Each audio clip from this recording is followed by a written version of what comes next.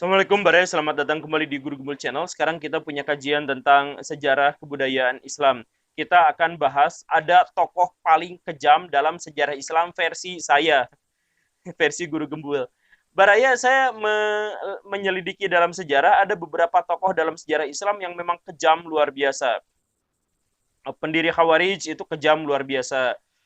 Kemudian Khalifah Al-Mansur kejam luar biasa.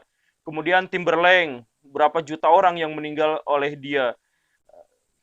Kemudian Hamdan Kirmit, pendiri Koromitah juga kejam. Tapi menurut saya tokoh ini jauh lebih kejam daripada yang lain karena hanya dalam waktu fase 3 tahun dia melakukan kekejaman yang sangat intensif dan sangat masif terhadap sendi-sendi dan simbol-simbol utama dalam Islam. Siapakah dia? Yazid bin Muawiyah, putra Muawiyah, putra dari sahabat Nabi sendiri. Kita mulai.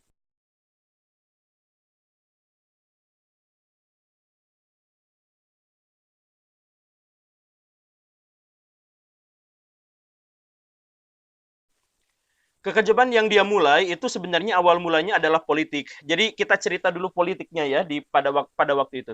Jadi begini, setelah Nabi wafat, ingat pernah kita bahas di episode ini, Nabi itu dianggap sebagai pemimpin negara. Itu poin pentingnya.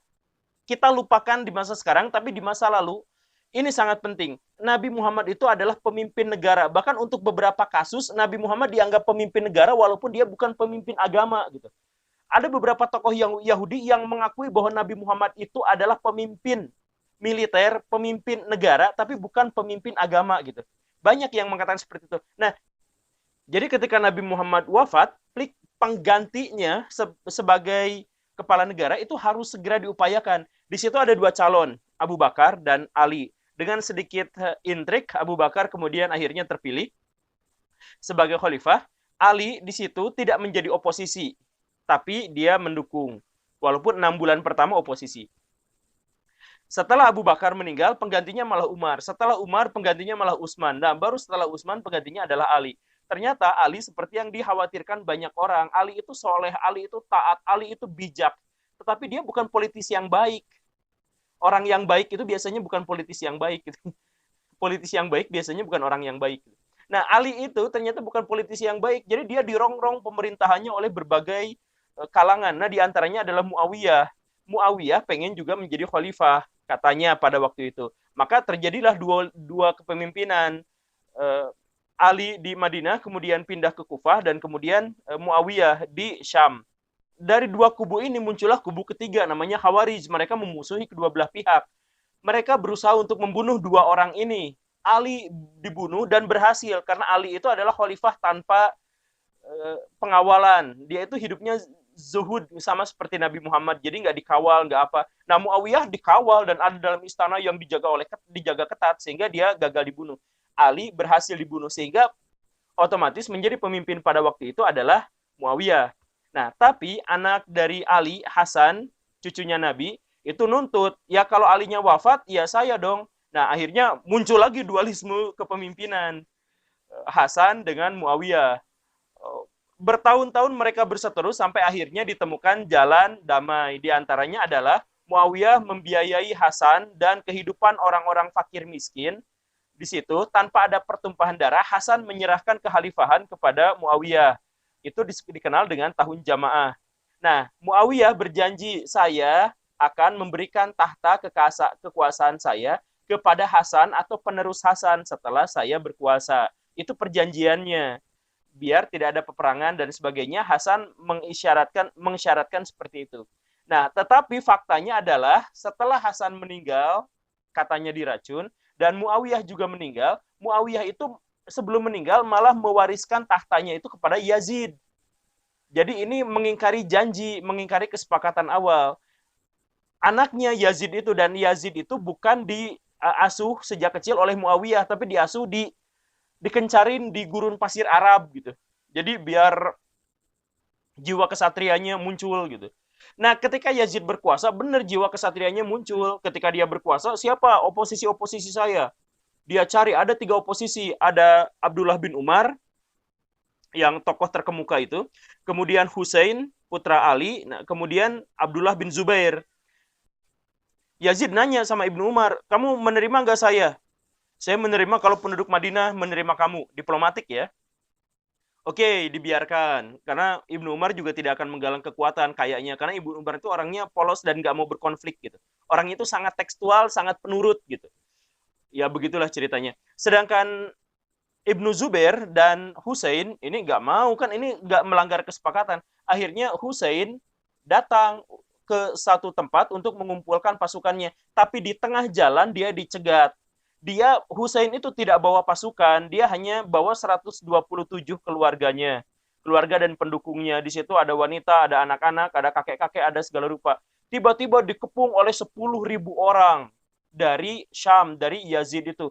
Yazid memerintahkan pembunuhan terhadap Hussein kalau Hussein tidak mau baiat pada Yazid. Akhirnya apa? Orang-orang di sana semuanya dibantai, termasuk Hussein, dan pembantaian yang dilakukan itu benar-benar keji. Diinjak-injak pakai kaki kuda dan sebagainya, sampai jenazah Hussein itu, maaf sekali ya, hancur berantakan dan jadi serpihan-serpihan kecil gitu, jari tangan apa, kepalanya dibawa dipakai main bola dulu, maaf ya, kejam sekali, dipakai apa dulu, ditusuk-tusuk dulu, baru diserahkan kepada Yazid. Nah, kekejamannya memang sangat luar biasa. Sampai setelah peristiwa itu, orang-orang Madinah nyadar, tahu, kemudian minta klarifikasi. Datanglah ke Syam, minta klarifikasi. Oi, ini khalifah kenapa seperti ini? Belum minta klarifikasi, sudah diperlihatkan sebuah pemandangan yang sangat buruk. Ternyata Yazid itu boro-boro pemimpin yang adil. Sholat aja dia nggak pernah. Dia mabuk-mabukan, dia berzinah dengan sembarang perempuan. Bahkan ada isu dia itu incest. Berzinah dengan kerabatnya sendiri, bahkan dengan ibunya sendiri gitu. Jadi, wah ini benar-benar kejam, pemabuk, pas ditanya klarifikasi dia malah ngomong sentak-sentak, ketawa-ketawa gitu. Jadi, akhlaknya benar-benar buruk. Dan apa yang saya sampaikan ini diceritakan ya oleh Ibnu Jarir At-Tabari, Jalaluddin As-Suyuti, Al-Mas'udi. Pokoknya tokoh-tokoh sejarawan Islam memang menceritakan hal yang sama, bahwa Yazid itu berperilaku sangat beringas, sangat kasar. Ini utusan-utusan Madinah, wah aduh, masa pemimpin saya seperti ini?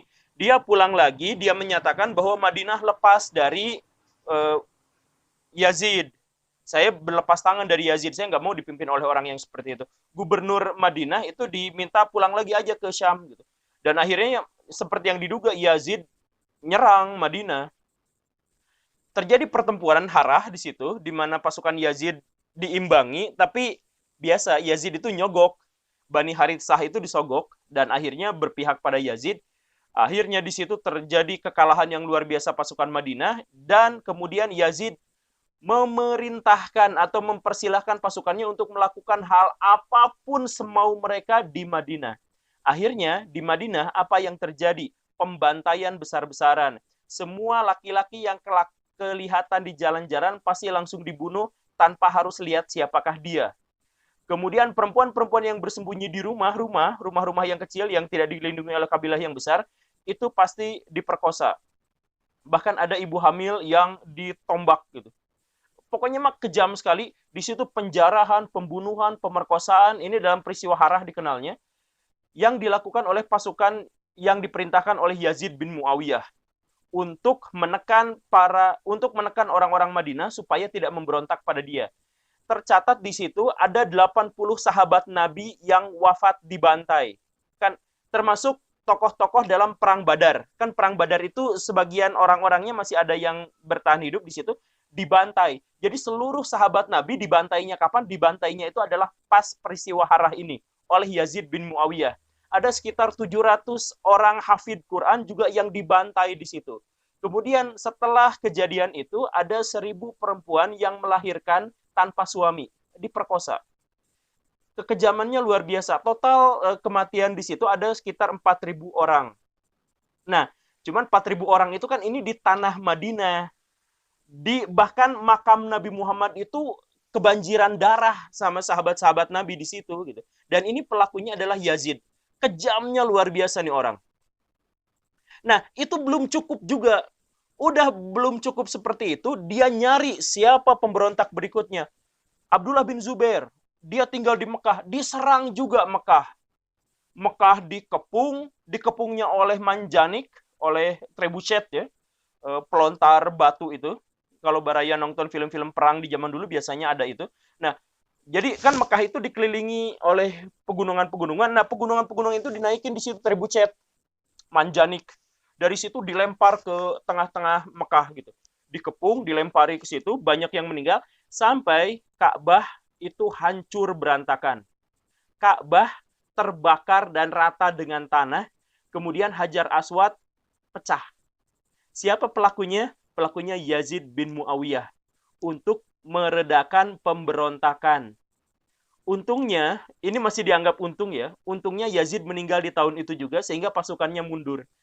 Seandainya pasukannya masih lanjut terus untuk melakukan pemboman terhadap Mekah, kita tidak pernah tahu lagi bagaimana nasib umat Islam. Udah mah para habib dibantai, sahabat Nabi dibantai, ahli Quran dibantai, makam Nabi digenangi darah pembantaian, dan lain sebagainya. Mekah dihancurkan, Madinah dihancurkan hanya dalam 3 tahun oleh pemerintahan yang sama bernama Yazid bin Muawiyah. Nah, kalau dihubungkan dengan teologi zaman sekarang, ada orang yang sangat tidak masuk akal menyebut bahwa pembantaian yang dilakukan oleh Yazid adalah kami berlepas tangan, kami tidak mencelanya, tidak juga mendukungnya. Karena apa? Karena Yazid musuhnya Syiah.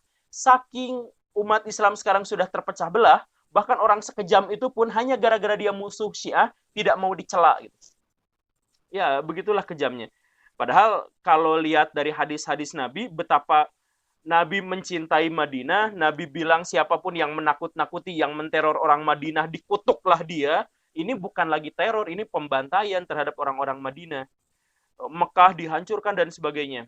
Hussein diperlakukan dengan sangat kejam. Oke, Baraya itu saja. Ini menurut saya, ini adalah tokoh paling kejam dalam sejarah Islam. Dan apa yang saya sampaikan, ini sudah tercatat dalam buku-buku babon sejarah Islam, termasuk yang saya sebut tadi. Jadi referensi saya diantaranya adalah Ibnu Jarir At-Tabari, As-Suyuti, kemudian Ibnu Katsir juga menceritakan ini. Pokoknya hampir semua sejarawan Islam menceritakan tentang ini. Jadi ini bukan cerita yang kontroversial. Kesimpulannya yang kontroversial. Saya Guru Gembul, silakan tonton episode saya yang lain. Assalamualaikum warahmatullahi wabarakatuh.